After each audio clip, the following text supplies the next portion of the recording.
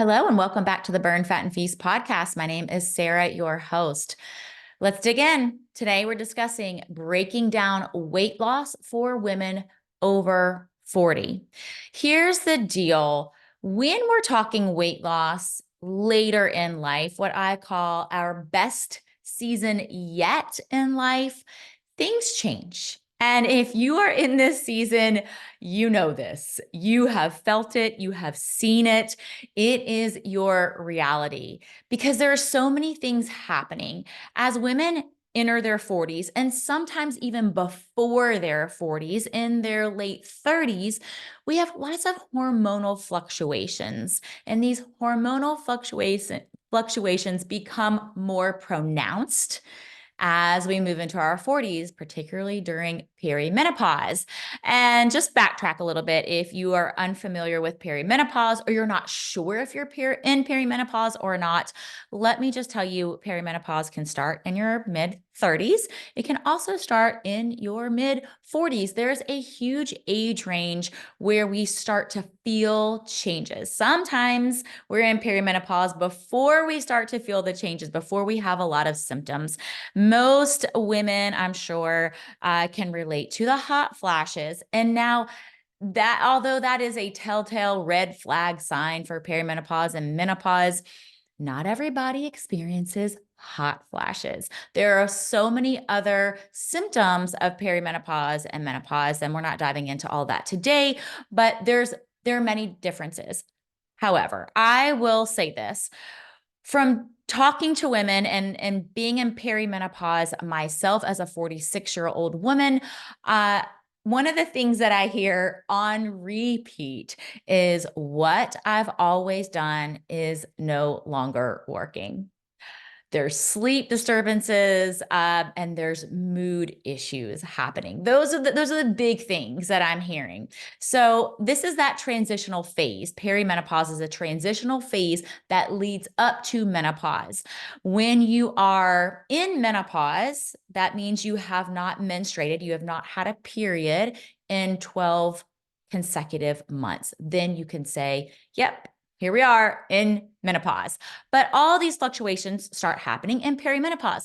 And the thing is, we spend at least a third of our life in perimenopause and menopause. So it's so important for us to educate ourselves around what's happening, and what we can do, how we can be advocates for ourselves. Because I don't know about you, but I want to live my best life in this best season of life in at least a third of my life. And I'm on track to be 100 plus. Can I get an amen? Like, let's do this. Let's not only live to be 100, but let's live amazing. Let's live with the best health yet enter our triple digits. All right, so today we are discussing 5 ways to support your changing hormones and manage your weight. So we are breaking down weight loss a little bit for all of us over 40 because it does become a little bit more complicated.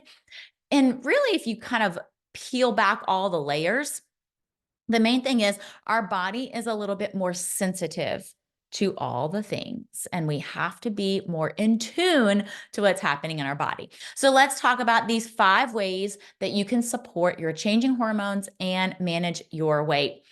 Number 1, we need to focus on incorporating hormone supportive foods. And so that's focusing on foods that are rich in nutrients that support hormonal balance, such as these following things: omega-3 fatty acids. Omega-3 fatty acids are found in fatty fish like salmon, also found in flax seeds, chia seeds, walnuts. Omega-3s can help reduce inflammation and support your hormone production. The second type of food is phytoestrogens. These are included in foods like soybeans, tofu, tempeh, flax seeds again. They can contain plant-based compounds that can help alleviate symptoms of hormonal fluctuations. The other type of food you want to incorporate are vegetables such as broccoli, cauliflower, kale, Brussels sprouts. We're talking our green, more leafy, dark green vegetables. They contain compounds that support estrogen metabolism and detoxification, which can be very helpful during perimenopause. And finally, foods that contain vitamin D. So, number one, getting plenty of sunlight exposure, getting outside on a regular basis, at least 15 minutes each and every day, and also consuming vitamin D rich foods like dairy products or fatty fish, mushrooms. All of these help support hormone regulation and your bone health. Okay, so number two, you want to optimize.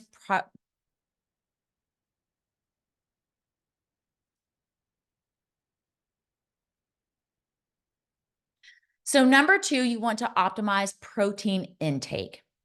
So, as your metabolism naturally starts to slow down in this phase of life with age, prioritizing protein rich foods to support your muscle maintenance is crucial for keeping your metabolism elevated. So, you need to aim for lean sources of protein like poultry, fish, tofu, legumes, non dairy yogurt. Those are the things that you should be thinking top on your list to incorporate in your regular food, in your meal. So every single time you eat, you need to be thinking, how can I prioritize protein? Then add in those leafy greens and then fruits as well. Protein is so important in our diet, and I've said it so many times, but I'm going to continue to drive this point home because we are losing muscle mass every single day. And if we are not cognizant about adding muscle mass with protein, and then with my next point, which spoiler alert, is to focus on strength training, then we are not going to be living our best, healthiest life as we get older. And we are going to be really, really more, more,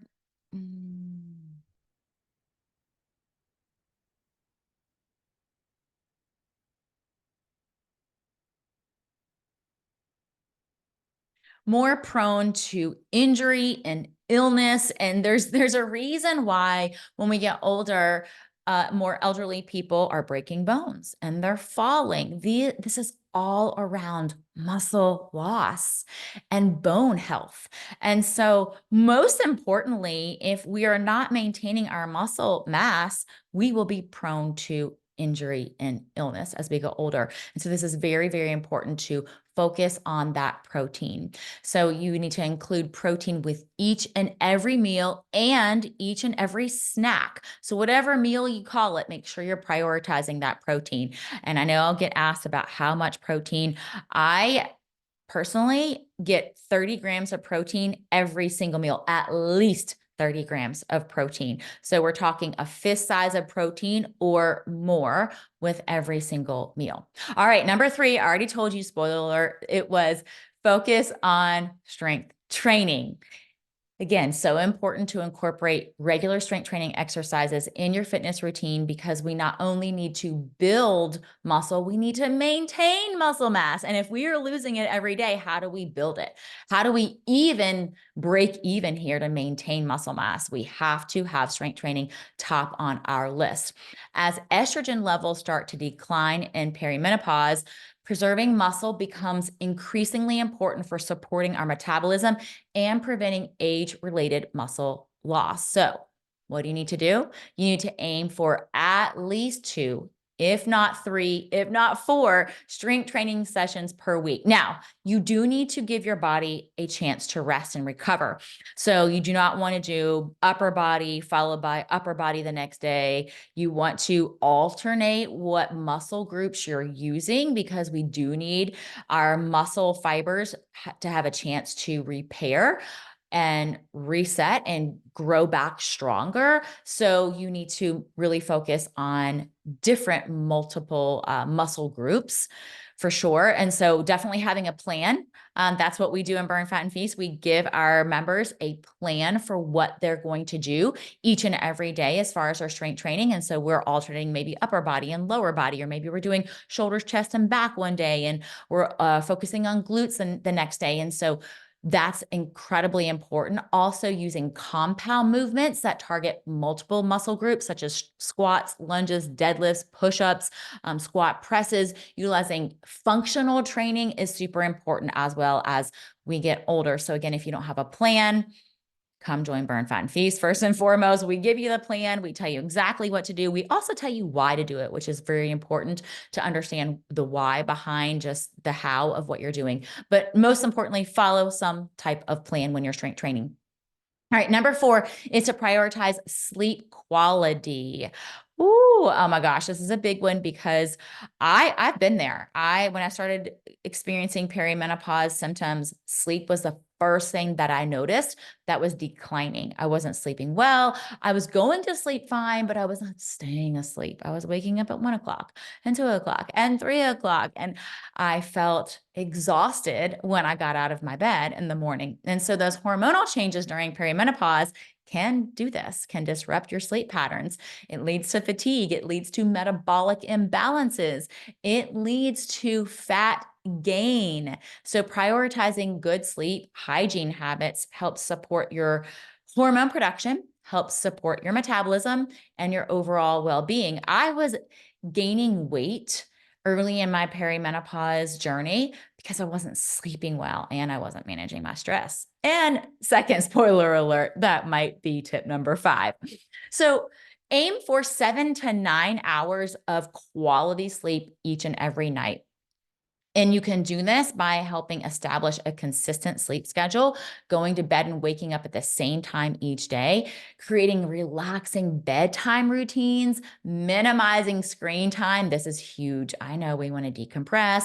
We're just scrolling on our phone. We're watching a show before bed, but this is hurting your sleep quality.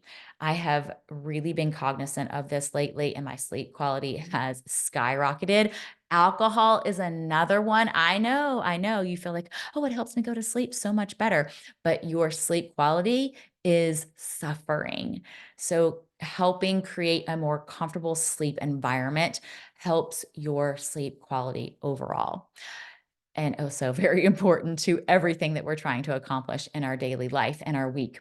All right, tip number 5, manage stress effectively. I was suffering here for probably a year and a half, I would say. Chronic stress. I was feeling the chronic stress. And as we go through perimenopause, sometimes we also experience anxiety. And so if we're already dealing with chronic stress, we add perimenopause, that anxious feeling, that is a recipe for weight gain. I mean, each and every time. So chronic stress can exacerbate hormonal imbalances and metabolic dysfunction, which contributes to, weight gain and lots of other health issues. Heart palpitations. Sometimes we get frozen shoulder. Like there's so many things that happen during this time because we're not managing our stress effectively. So do your best to incorporate stress management techniques in your daily routine to support hormonal balance and overall wellness. You can practice mindful meditation, deep breathing exercises, yoga, Tai Chi, lots of different ways to reduce stress levels. I like to get in my sauna a few times a week. It helps me sleep better. It helps me manage my stress better, and it promotes relaxation. So make time. We have to make time for these things, these activities that you enjoy to help prioritize your self-care, nourish your mind, your body, your spirit, and focus on something you can do on a regular basis, multiple times a week to manage that stress. So I hope these were helpful today. That is it. We broke down weight loss for women today with 5 ways to support your changing hormones and help your weight management. So just a quick recap. Number 1 was support your hormones by using supportive foods. Number 2 was optimize your protein intake. Number 3 was focus on strength training. 4 was prioritize your sleep quality, and 5 was manage stress effectively. Now, we will be doing a follow-up podcast on the top hormones that are effective in perimenopause and how we can best support those. So stay tuned for that. I will see you again very soon. Same time, same place. Bye for now.